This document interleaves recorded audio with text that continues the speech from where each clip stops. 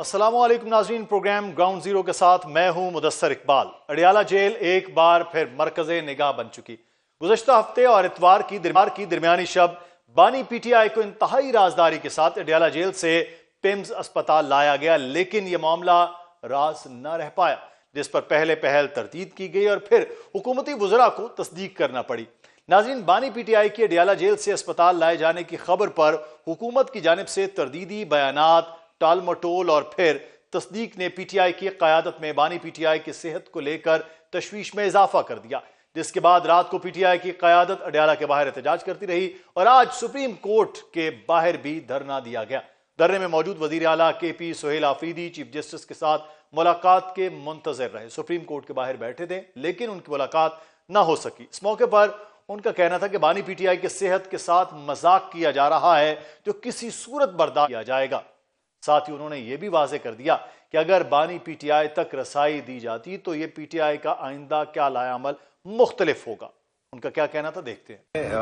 ये और नो का जवाब मिलेगा डेफिनेटली सुप्रीम कोर्ट से। जब वो जवाब आएंगे तो उसके बाद का लायामल जो है इंशाल्लाह आपके सामने। अगर नो का के जवाब में लायामल जुदा होगा और यस के जवाब में लायामल जुदा होगा। सेहत के हवाले से जो इन्होंने मजाक शुरू किया हुआ है तो बात लेटर से आगे जाएगी। दूसरी जानिब चेयरमैन पाकिस्तान तहरीक इंसाफ बैरिस्टर गौहर ने भी बानी पीटीआई की सेहत को लेकर हुकूमत पर शदीद तनकीद करते हुए मुतालबा किया है कि उन्हें बानी पीटीआई तक जल्द अज जल्द रसाई दी जाए। जब हुकूमत की रिपोर्ट हमारे पास आई तो the next day Shaukat Khanam के डॉक्टरों को इजाजत मिली अक्टूबर 2024 में और उन्होंने मुआयना किया। इस वक्त हुकूमत ने सीक्रेट रखा। इंफॉर्मेशन मिनिस्टर की statement to little to late है। हमें मुतालबा करते हैं कि जल्द से जल्द खान साहब की एक्सेस दी जाए ताकि उनके जाती मुआलिज शौकत खानम के उनको आज हर सूरत में आप एक्सेस दे ताकि लोगों की ये तशवीश खत्म हो। नाजरीन, इस सब के दौरान एक बार फिर दावे किए जा रहे हैं कि हुकूमत की जानिब से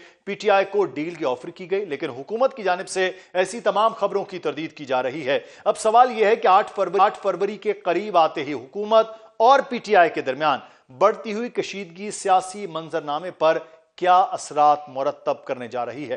बानी पीटीआई तक रसाई न दिए जाने पर पीटीआई का लाया अमल क्या होगा। रात को अडियाला और दिन को सुप्रीम कोर्ट के बाहर धरना देने के बाद पीटीआई क्या करने जा रही है। सलमान अकरम राजा और चीफ जस्टिस के दरमियान होने वाली मुलाकात में क्या यकीन दहानियां करवाई गई, इस सब पर बात करेंगे। हमारे साथ मौजूद हैं पाकिस्तान तहरीक इंसाफ के रहनुमा और वकील भी नईम हैदर पंजोता साहब। बहुत शुक्रिया पंजोता साहब, आपके वक्त क्या। इमरान खान की रिहाई के लिए आप निकले हैं और अब इमरान खान तक रसाई का मामला भी मुश्किल हो गया है, क्या वजह है? अब आज चीफ जस्टिस पाकिस्तान से भी मुलाकात हुई, क्या मामलात हुए, क्या कोई यकीन दहानी हुई है आपके लिए? देखें जी, बहुत शुक्रिया, बड़ी मेहरबानी मुदस्सर भाई, आपने मौका दिया। देखें, रिहाई से रसाई तक मामला हम नहीं लेकर आए, बल्कि इन्होंने इंटरनेशनल एस्टेब्लिशमेंट को अपने हाथ में करके, यानी उन तक आपने देखा कि इजराइल तक तो इन्होंने तस्लीम कर लिया। ट्रंप राजी तो IMF भी राजी, बुनियादी इंसानी हकूक की तंजीमें जो हैं वो भी राजी। तो अब जो है वो रिहाई से लेकर अब मुलाकात पर भी पाबंदी लगा दो, तो हमें बाहर से तो प्रेशर आना नहीं है। पाकिस्तान की अवाम का प्रेशर हम पहले भी नहीं ले रहे, गोलियां तक हमने चलाई हैं। तो लिहाजा ये हमारी गलती नहीं है, ये हमारा फॉल्ट नहीं है, बल्कि इनकी ताबेदारी है, इनकी बूट पालशी है जो ये करके और पाकिस्तान की अवाम के ऊपर फस्तायत जारी किए हुए हैं। एक लीडर को, पूरी कौम का लीडर है, जो मुस्लिम उम्मा का लीडर है, उसको नाहक पाबंद सलासल रख के और उनके बुनियादी हकूक जो हैं वो सलब करके उन तक जो डॉक्टर्स हैं उनकी रसाई को भी महदूद किया है।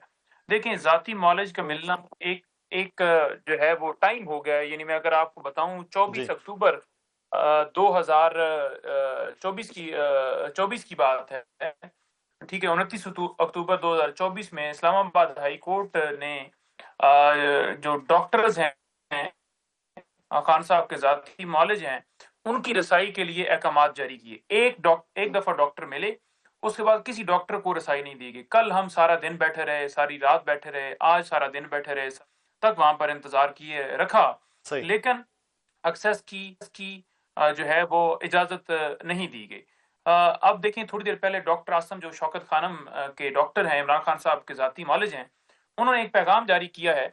वो पैगाम बड़ा अहम है। उस पैगाम के अंदर वो ये कहते हैं कि इमरान खान साहब के हवाले से जो खबरें हमें मिली हैं, خاص طور پر جو ان کی آنکھ کے حوالے سے معاملہ ہے کہ ان کی ایک وین بند ہوئی ہے، اس قسم کا ڈاکٹر جو ہے پمز ہاسپٹل کے اندر تو موجود ہی نہیں ہے، تو جب ڈاکٹر ہی موجود نہیں ہے تو پھر ان کا علاج کیسے ہوگا؟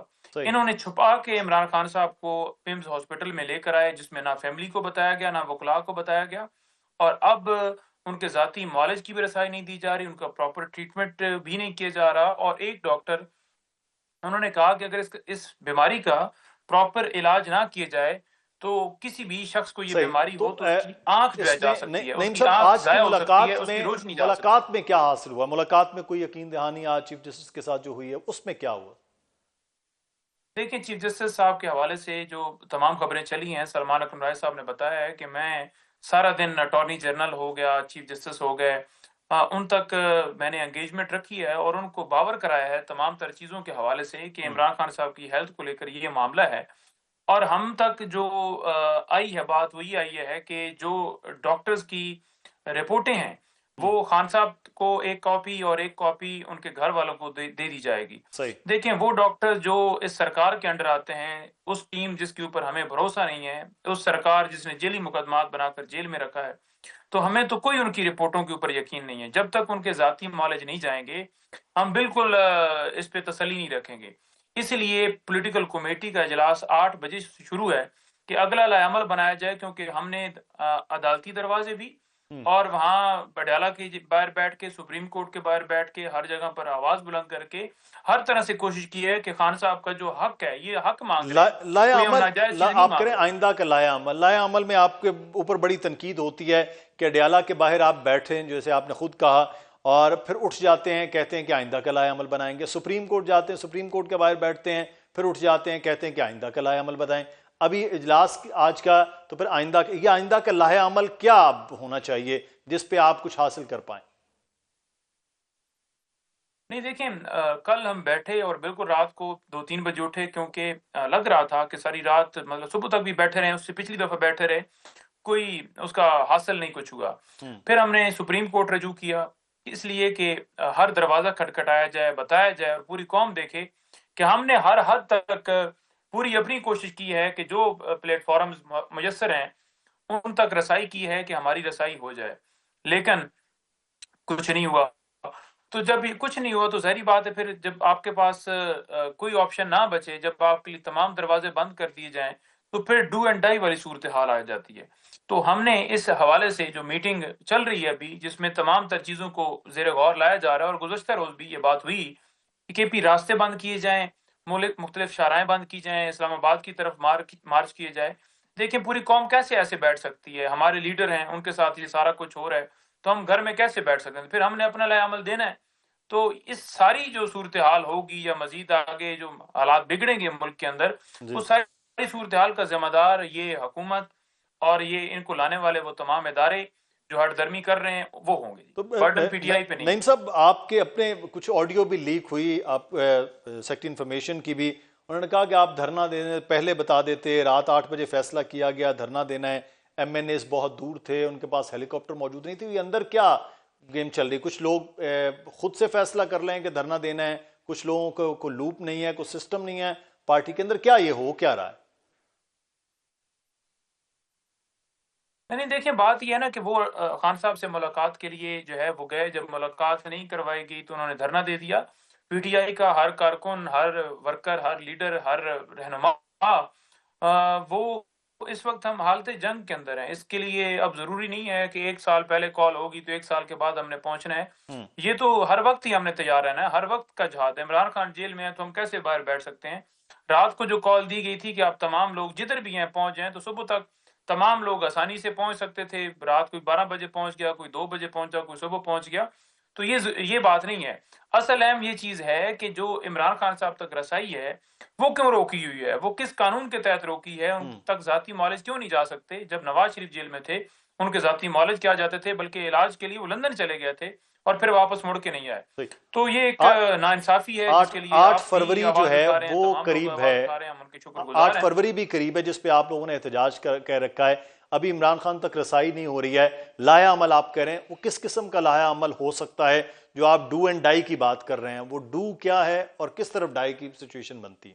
نعیم صاحب دیکھیں ڈو اینڈ ڈائی دو آپشنز ہی ہیں نا جی کہ سڑکیں تمام راستے بند کر دی جائیں, تمام شرائیں بند کر دی جائیں, پورا ملک چوک کر دیا جائے, تو جی پورا ملک چوک کر دی جائے, اس کی تمام سڑکیں بند کر دی جائیں.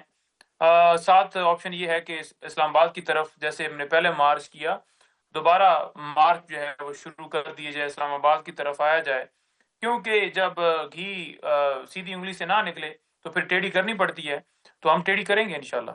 تو آپ جو ہے وہ پہلے بھی انگلی ٹیڑھی کر چکے, یہاں احتجاج بھی ہوا, الٹا پہ مقدمات ہوئے, نومبر کے جو معاملات ہوئے اس پہ ذمہ داری بھی آپ پر ڈالی گئی, 9 مئی کے بعد ایک بڑا وہ بھی اس کو کہا گیا کہ آپ نے نقصان پہنچایا ریاست پر, تو پھر آپ اس طرف جو ہے وہ جا رہے ہیں, یہ پھر دوبارہ سے اسی حالات میں پیچھے بات چیت میں معاملات آگے نہیں بڑھ پائیں گے؟ دیکھیں ریاست پہ نقصان 53 ارب روپے کی کرپشن جو آئی ایم ایف نے نکالی وہ ہے, ریاست پہ نقصان مقرر وقت کے اندر الیکشن نہ کروانا, ریاست پہ نقصان عوام کا مینڈیٹ لوٹنا, 26ویں ترمیم کرنا, 27ویں ترمیم کرنا, ججز کو یرغمال بنانا, لوگوں کو اغوا کرنا, لوگوں کو اٹھانا, لوگوں سے پریس کانفرنس کروانا, اکانومی کا بیڑا غرق کرنا, مزدور کو مارنا, عام آدمی کو مارنا, انصاف نہ دینا. ریاست کا نقصان تو یہ ہے, لوگوں پر گولیاں چلانا. یہ ریاست کا نقصان تو نہیں ہے کہ ہم اپنے حق کے لیے نکلیں اور ہمارے اوپر گولیاں چلا کے الٹا ہمیں کہا جائے کہ یہ ریاست کے خلاف نکلے, انہوں نے انتشار پھیلا دیا. 9 مئی کو بھی اپنے لوگ پلانٹ کر کے گاڑیوں سے اتر رہے تھے اور سارا 9 مئی ایک فالس فلیگ آپریشن ہمارے خلاف یہ کرنے کے لیے ساری کارروائی کیا گیا. 26 نومبر پہ بھی ملبہ ہم پہ ڈالا گیا کہ ساری دنیا کو پتا ہے کہ ناحق قید عمران خان صاحب اور عوام کا مینڈیٹ لوٹا گیا ہے, لوگوں کے بنیادی حقوق سلب ہیں, ہم قانون اور انصاف کی سربلندی کے لیے سڑکوں پر آتے ہیں. ابھی بھی ہمارا مطالبہ دیکھیں نا کہ ہم بیٹھ رہے ہیں, پوری دنیا گواہ نہیں ہے کہ ہم نے ہر اربہ اپنایا کہ خان صاحب تک ان کے ڈاکٹرز کی رسائی ہو جائے.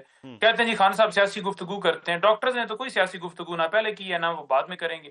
ان تک پر ایکسیس نہ دینا واضح ثبوت ہے کہ یہ ہٹ درمی ہے, یہ طاقت کے نشے کے اندر دوست ہیں, جو دکھائی جا رہی ہے کہ ہمیں کوئی حکومت جو ہے وہ اب ڈاکٹرز کو رسائی دیتی ہے, ان کے معالج کو دیتی ہے. یہ معاملات آگے دیکھتے ہیں کہ کس طرح سے بندے. بہت شکریہ نعیم حیدر پنجوتا صاحب ہمارے ساتھ موجود, پاکستان تحریک انصاف کے رہنما, اور آج کی ملاقات کے بعد معاملات کہاں اور کس جانب بڑھتے ہیں چیف جسٹس کی ملاقات کے بعد, یہ اگلے آنے والے میں دیکھتے ہیں. اور یہاں پر ایک چھوٹا سا بریک لیتے ہیں, بریک کے بعد واپس آئیں گے. ایک اور بڑا اہم معاملہ ہے کراچی میں ایم کیو ایم اور پاکستان پیپلز پارٹی آمنے سامنے. جوڈیشل انکوائری کا تو اعلان ہوا, کیا ایم کیو ایم مطمئن ہے؟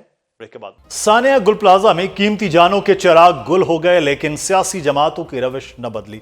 واقعے کے بعد پاکستان پیپلز پارٹی اور ایم کیو ایم کے درمیان الزام تراشیوں کا ایسا سلسلہ شروع ہوا جو ابھی تک جاری ہے. ثانیہ کے فوراً بعد ایم کیو ایم کی جانب سے مختلف مطالبات سامنے آنے لگے, جن میں ایک مطالبہ یہ بھی تھا کہ کراچی کو وفاق کا حصہ بنا دیا جائے. پاکستان پیپلز پارٹی کے مطابق ایم کیو ایم کی بے جا تنقید اور مطالبات نے ایک قومی ثانیہ کو سیاست کی نظر کیا, تو گزشتہ روز سندھ حکومت نے ثانیہ کی جوڈیشل انکوائری کا اعلان بھی کر دیا. لیکن ایم کیو ایم کے مطالبات کا سلسلہ پھر بھی تھم نہ پایا اور اب ثانیہ گل پلازا کے وفاق کی سطح پر تحقیقات کا مطالبہ بھی سامنے آ رہا ہے. ایم کیو ایم کی جانب سے مسلسل بڑھتے ہوئے مطالبات پر میئر کراچی مرتضی وہاب کہتے ہیں کہ کیوں ایم کیو ایم خوش نہیں ہوگی. کھالیں جمع کرنے اور کھینچنے والوں سے امید نہ رکھیں.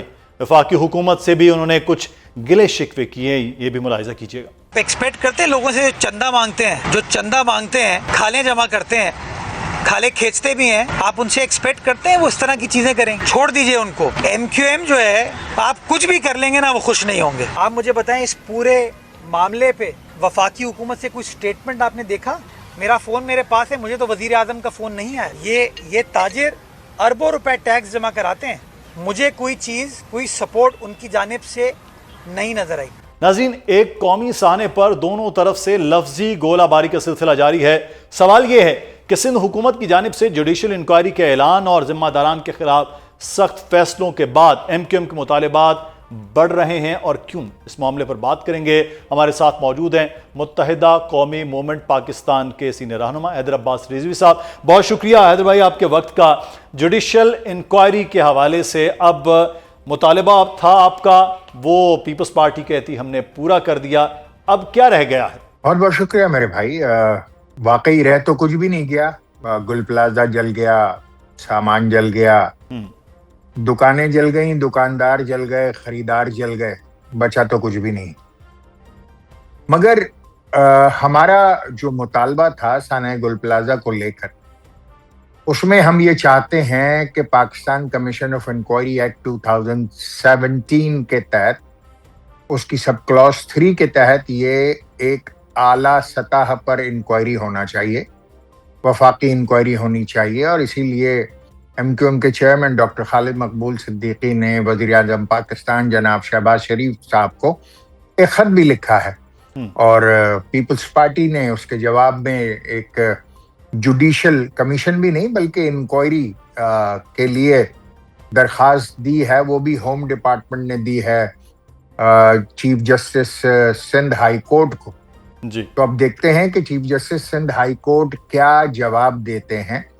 ہمارے پاس ہمارے آئینی اور قانونی ماہرین جو ہے وہ دیگر طریقے سے سوچتے ہیں، اور ان کے پاس جو راستہ ہے وہ یہی ہے کہ Pakistan commission of inquiry act کے تحت انکوائری ہو، کیونکہ 26ویں اور 27ویں ترمیم کے تحت جو عدالتی اختیارات ہیں اس میں کچھ ہوا ہے. جی تو چلیے جواب آنے دیتے ہیں چیف جسٹس صاحب کا جو جواب جانا ہے ہوم منسٹری کو، تو دیکھ لیتے ہیں اس میں کیا ہوتا ہے. تو اگر جوڈیشل انکوائری حیدر صاحب ہوتی ہے اور وہاں سندھ ہائی کورٹ سے جواب بھی آ جاتا ہے، تو کیا ایم کیو ایم مطمئن ہوگی اس جوڈیشل انکوائری کی جو سندھ ہائی کورٹ کی طرف سے ہو جائے؟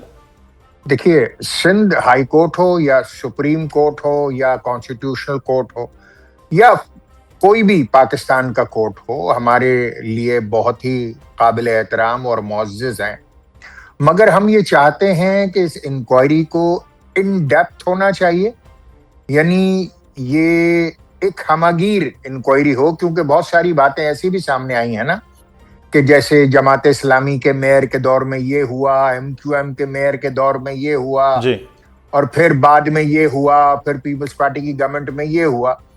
تو یہ ایک تفصیلی انکوائری ہوگی، اور جب تفصیلی انکوائری ہونا ہو تو پھر یقیناً ضرورت اس امر کی ہوتی ہے کہ ایک بڑی وسیع انکوائری ہو جس میں وزیر اعظم پاکستان چاہیں تو سپریم کورٹ سے کسی بھی جج صاحب کو، کسی بھی معتبر ایسے جو نیک نام، بہت ہی انٹیگریٹی جن کی بہت بلند و بالا ہو اور کسی شکوک و شبہات سے بالاتر ہو، ان کو نامینیٹ کریں، یا کسی ایگزیکٹوز میں سے کسی کو کر دیں، یا محافظین پاکستان میں سے کسی کو کر دیں، یا جو تمام ادارے اس میں ہونے چاہیے، مثال کے طور پر پاکستان انجینئرنگ کونسل کو ہونا چاہیے، صحیح. Pakistan council for architecture and town planning کو ہونا چاہیے، این ڈی ایم اے کو ہونا چاہیے، اور اگر کوئی تحقیقاتی ادارے ہیں ایف آئی اے کو ہونا چاہیے، I S I, M I B, کوئی بھی ہونا چاہیے، مگر ایک بڑی اچھی انکوائری ہو تاکہ سب کی جو باتیں ہیں، اگر اس میں ایم کیو ایم کے ذمے کچھ ہے تو ایم کیو ایم کے وہ لوگ جواب دہ ہوں، اگر جماعت اسلامی یا حکومت سندھ کے ذمے کچھ ہے تو وہ جواب دہ ہوں. دیکھتے ہیں ابھی کیا صورتحال بنتی ہے. ہمارا پوائنٹ آف ویو بہرحال یہی ہے کہ Pakistan commission of inquiry act 2017 کی ذیلی شفٹ 3 کے تحت یہ انکوائری کنڈکٹ ہونی چاہیے. یہ انکوائری کا موقع بڑا جائز ہے. آگے سے انہوں نے جوڈیشل انکوائری کے حوالے سے بات کر دی ہے، لیکن کراچی کے حوالے سے حیدر صاحب ایک چیز جو ہمیں سب سے زیادہ وہ نظر آتی ہے وہ یہ ہے کہ کراچی میں سانحات کی ایک تاریخ ہے. وہ آپ پاکستان پیپلز پارٹی آپ پر الزام لگاتی ہے بلدیہ فیکٹری کا، آپ یہ بات کریں کہ ان کے دور میں یہ ہو گیا. کیا آپ کے پاس 3 ایسے آپ کے دور میں میئر رہے، بڑے ایکسپیرینسڈ لوگ ہیں، مرتضیٰ وہاب کہتے ہیں مل کر چلیں، ایس او پیز کچھ طے کریں، آگے چل کے جائیں، تو اب یہ بھی وقت نہیں ہے کہ مل کر چلنے کا آئندہ کوئی ایسا سانحہ نہ ہو جس کا آج ہم ذکر کر رہے ہیں؟ آج سے 10-12 سال پہلے بھی ہم ایسے ہی ذکر کرتے ہوئے نظر آ رہے تھے. بھائی دیکھیے، حکومت سندھ ہے، میئر کراچی ہیں. ہم نے تو بلدیاتی انتخابات کا بھی بائیکاٹ کیا تھا. تو ہم مل کے کیسے چل سکتے ہیں؟ ہم مل کے ایسے چل سکتے ہیں کہ کوئی غلطیوں کی نشاندہی ہو، چاہے کسی بھی دور میں ہوئے ہوں، اگر ان غلطیوں کی بنیاد پر کسی کو سزا ملنی ہے تو سزا ملے، کوئی اس کی ذمہ داری فکس ہو، اور پھر ایک وے فارورڈ ہو. اور انہی تمام چیزوں کے لیے ہمارا جو مطالبہ ہے کہ ایک براڈ بیسڈ انکوائری ہونی چاہیے. صحیح. کیونکہ جو جوڈیشل انکوائری ہے، ظاہر ہے کہ اگر کوئی جج صاحب تعینات ہوں گے تو وہ اپنی مدد کے لیے انہی ایگزیکٹو سے مدد لیں گے جو سندھ کے ایگزیکٹوز ہیں. اب آپ مجھے بتائیے کہ جن پر انتہائی سنگین مجرمانہ غفلت کی کا بوجھ ہے، اب وہی انکوائری انہوں نے بھی پہلے بھی کی، उन्हीं ने तहकीकात की, उन्हीं ने FIR कटाई, उन्होंने फैसला सुना दिया। सही। तो अब इंक्वायरी में भी तमाम वही लोग होंगे कि जो संगीन गफलत के मुर्तकिब हैं, तो फिर शफाफ और गैर जानिबदार इंक्वायरी का मामला जो है वो बिल्कुल आपके जाओगे। शहर कराची को वफाक के हवाले करने का जो मुतालबा बार बार MQM की तरफ से आ रहा है, मतलब आप जो है वो 18 अमेंडमेंट के खात्मे के साथ साथ आप बहुत आगे 149 की क्लॉज 4 तक की बात कर रहे हैं कि हवाले किया जाए। एक साने के बाद पूरा शहर कराची जो सबसे बड़ा शहर है उसको हवाले करने का मुतालबा क्यों हो रहा है? ये ऐसे वाकयात तो MQM के दौर में भी पीपल्स पार्टी कहती होते रहे। मैं अर्ज करता हूं। इसमें दो बातें हैं। पहली बात तो मुदस्सर, इसको आप समझ लीजिए और आपके जरिए अवाम पाकिस्तान इस बात को समझ लें कि MQM 18वीं तरमीम को रोल बैक करने का मुतालबा नहीं कर रही। सही। हम ये जरूर कहते हैं कि 18वीं तरमीम, उनमें अगर जरूरत पड़ती है कि कुछ मजीद फर्दर आर्टिकल्स को अमेंड या फाइन ट्यून करना है तो वो किए जाने चाहिए, क्योंकि पहले जब 18वीं तरमीम हो रही थी वो भी तो आइन में ही तरमीम थी। अब 18वीं तरमीम आइन का हिस्सा है और अगर उसमें कुछ फाइन ट्यूनिंग करनी है, मिसाल के तौर पर आर्टिकल 140A जिसकी MQM सबसे ज्यादा मदहसरा है और सबसे ज्यादा जो है वो टॉर्च बैरियर है 2008 से, कि पाकिस्तान में जो है वो तीसरी हुकूमत यानी कौमी हुकूमत, सूबाई हुकूमत और मुकामी हुकूमत, उसको मजबूत तर किया जाना चाहिए। अब आर्टिकल 140A की इम्प्लीमेंटेशन जब से 18वीं तरमीम इम्प्लीमेंट हुई है, 140A इम्प्लीमेंट नहीं हो पा रहा, तो अब उसकी इम्प्लीमेंटेशन क्लॉज की MQM ने कोशिश की और 27वीं तरमीम में तकरीबन हमने वो मंजूर करवा ली थी, मगर पीपल्स पार्टी आड़े आ गई। तो लिहाजा MQM का पॉइंट ऑफ व्यू ये है कि आर्टिकल 140A में जो इम्प्लीमेंटेशन क्लॉजेस ऐड करनी है उनको ऐड किया जाए, और जिस तरह कौमी इदारों के स्केड्यूल्स आइन बताता है, सूबाई दायरेकार आइन बताता है, इस तरह मुकामी हुकूमतों का दायरेकार भी आइन बताए और उनकी इंतखाबात की तारीख, दौरानिया और ये सारी चीजें उसमें डिस्कस हों। तो मेरे ख्याल से इसमें कोई कबात नहीं है। जहां तक रह गई आपकी बात कि कराची को वफाक के हवाले करने की या मजबूत सूबे, मजीद सूबे पाकिस्तान में बनाने की, तो मैं ये समझता हूं कि ये कौमी जरूरत है। हमारा जो मानना है और हम ये समझते हैं, बल्कि पूरा पाकिस्तान ही ये समझता है कि कराची समेत सिंध के तमाम अजला और तमाम शहर बर्बादी के दहाने पर खड़े हैं। पीपल्स पार्टी से कोई ये पूछने वाला नहीं है कि ये 25,000 अरब रुपए कहां खर्च हुए। उसमें कराची का हिस्सा 3 खरब 400 अरब रुपए था, जिसका धेला कराची को नहीं मिला। तो अब एक ऐसी सूरत हाल में कि पिछले 2 दहाइयों में कराची बर्बादी के दहाने पर पहुंच चुका है, अगर सिंध हुकूमत कोई मदावा करने को तैयार नहीं है। सिंध हुकूमत तो मंसूबों की एक लंबी फहरिस्त बता रही है जो कराची में भी हुए हैं, मुख्तलिफ प्रोजेक्ट्स हैं, चाहे वो इंफ्रास्ट्रक्चर के हवाले से हैं, बाकी हैं, वो तो एक लंबी फहरिस्तें बता रहे हैं। आप कह रहे हैं कराची में कुछ नहीं हुआ, और पिछले 2008 से लेके अब तक के बाकायदा तौर पर हर मंसूबे की ब्रीफ देते हैं, हमने ये भी किया है, और वो शहर कराची को दिखा भी मुदस्सिर देखिए, हाथ कंगन को आरसी क्या है और पढ़े लिखे को फारसी क्या है। आप अपने कैमरामैन को किसी माइक लेकर किसी आप नौजवान बच्चे या बच्ची को भेज दीजिए कराची, जो फहरिस्त है वो भी ले लीजिए, वो जाकर वो मंसूबे भी देखा है और अहले कराची से उनकी हालत ज़ाहिर भी पूछ ले। क्या पिछले 20 सालों में कराची में 1 बूंद पानी का इजाफा हुआ? कराची की आबादी 1991 में या 1999 तक 96 लाख बताई जाती थी, आज कराची की आबादी 4 करोड़ हो गई है, यानी 300 गुना इजाफा हो गया, मगर पानी 1 बूंद नहीं बढ़ा। कराची की कोई सड़क, चाहे वो अंदरूनी सड़कें हों चाहे या बैरूनी सड़कें हों, कोई एक सड़क सलामत नहीं है। कराची में कचरा उठाने का कोई निजाम मौजूद नहीं है। पिछले 20 सालों में कराची में कोई एक अस्पताल नहीं बना, कोई एक अस्पताल नहीं बना।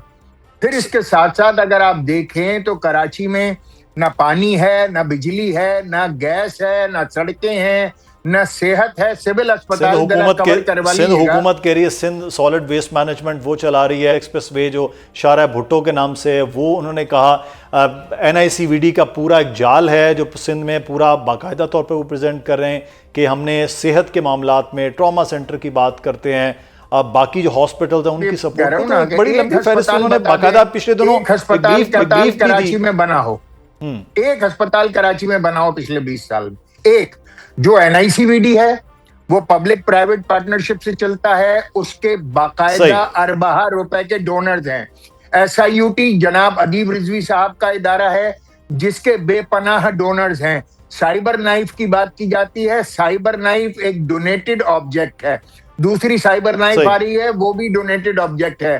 گمبٹ انسٹیٹیوٹ سرجن بھٹی کا ہے, وہ بھی ان کا پرائیویٹ ادارہ ہے, پبلک پرائیویٹ پارٹنرشپ پر ہے. پیپلز پارٹی نے خود کیا کیا ہے, ایک ہسپتال بھی کراچی میں اضافہ نہیں ہوا ہے میرے بھائی, ایک ہسپتال.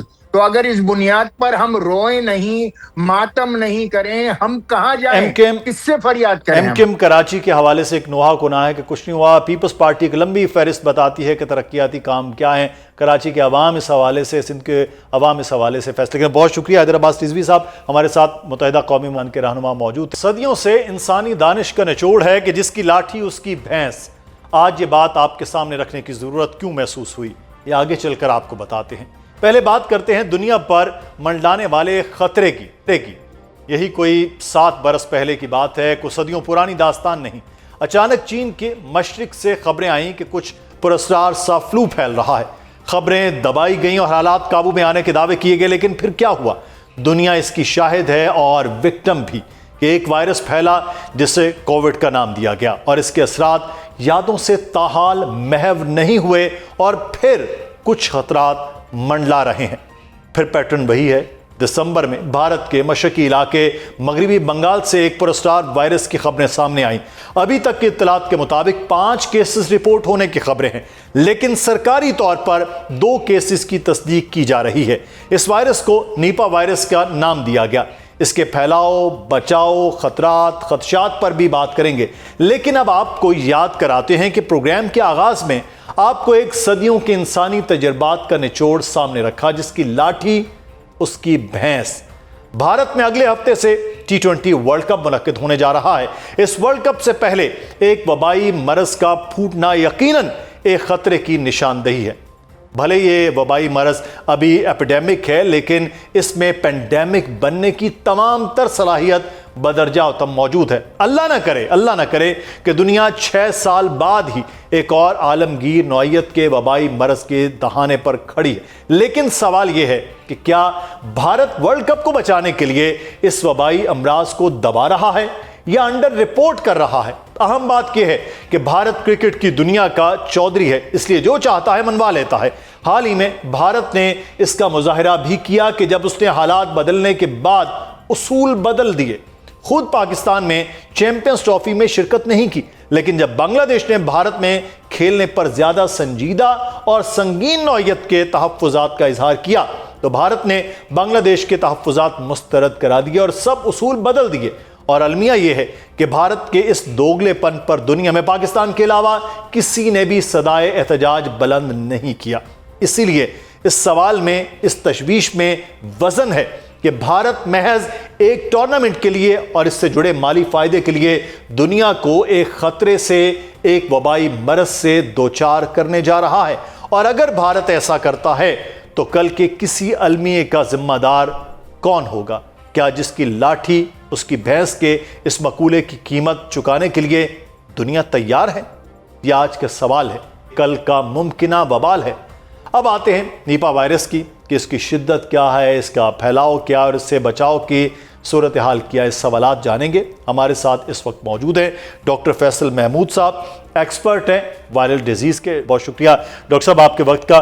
ڈاکٹر صاحب سب سے پہلے میں آپ سے یہ جاننا چاہوں گا کہ یہ بیسکلی یہ وائرس کیا ہے اور کس طرح سے اب یہ پھیل رہا ہے, کیونکہ اس سے پہلے بھی کہا جاتا ہے 2001-2 میں بھی کچھ مریض جو ہیں وہ ملائیشیا میں سامنے آئے تھے, پھر اس طرح سے اس کے بعد بھی, لیکن یہ ہے کیا اور کس طرح سے یہ پھیل رہا ہے؟ جی السلام علیکم، بتانے کا شکریہ. تو دیکھیں یہ وائرس ہے جو کہ بنیادی طور پہ جانوروں سے انسانوں پہ میں پھیلتی ہے، اور اس سے ایک قسم کا گردن توڑ بخار یا دماغ میں انفیکشن ہوتا ہے. ایون دو اس کی اموات کی شرح زیادہ ہوتی ہے، 40 to 70% تک اس کی اموات ہوتی ہے. امپورٹنٹ بات یہ ہے کہ انسانوں میں یہ انفیکشن بہت کم ہوتا ہے، اور انسان سے انسان بھی یہ بہت ہی کم ٹرانسمٹ ہوتا ہے. تو یہ وہ وبائی شکل استعمال کرنے کے اس کے چانسز نہایت ہی کم ہیں یا نہ ہونے کے برابر.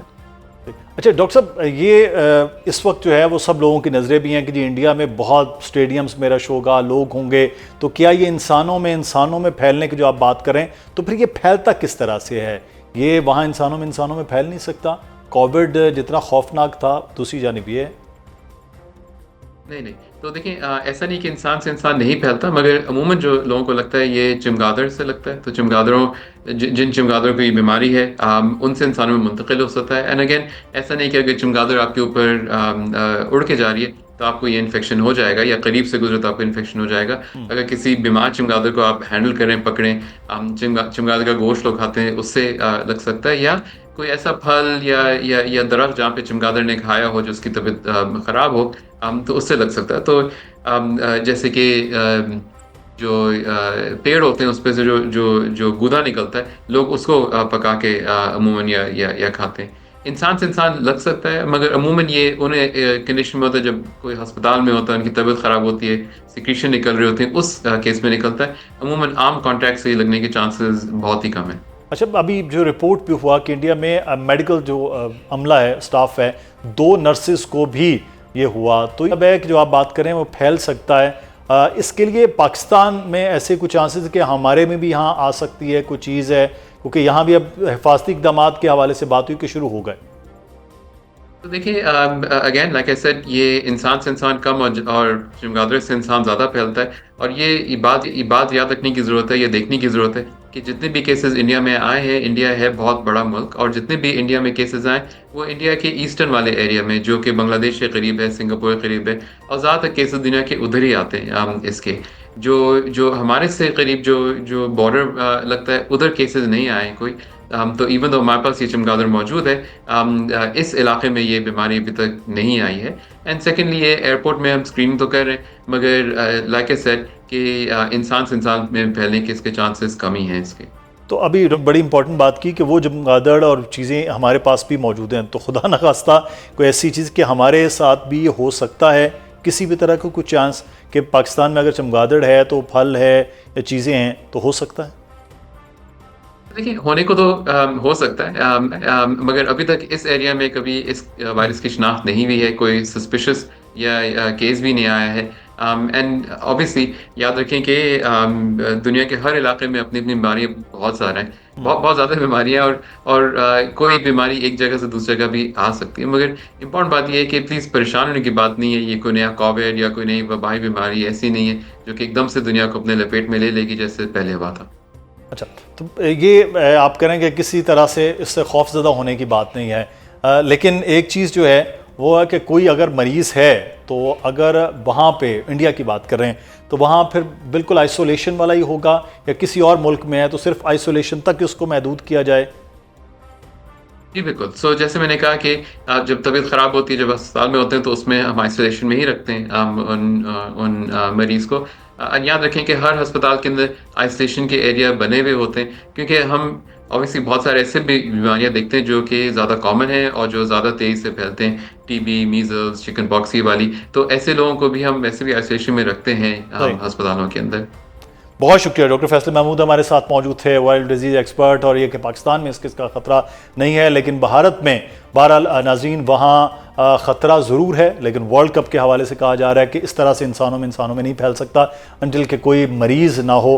تو اب دیکھنا یہ ہے کہ بھارت اس چیز سے کس طرح سے آگے نمٹے گا، لیکن لوگوں کی نظر ورلڈ کپ پر ضرور ہے. ڈرنے کی کہا جا رہا ہے کہ بات نہیں ہے. پروگرام سے مدثر اقبال کو اجازت دیجیے گا، اپنا خیال رکھیے، اللہ حافظ.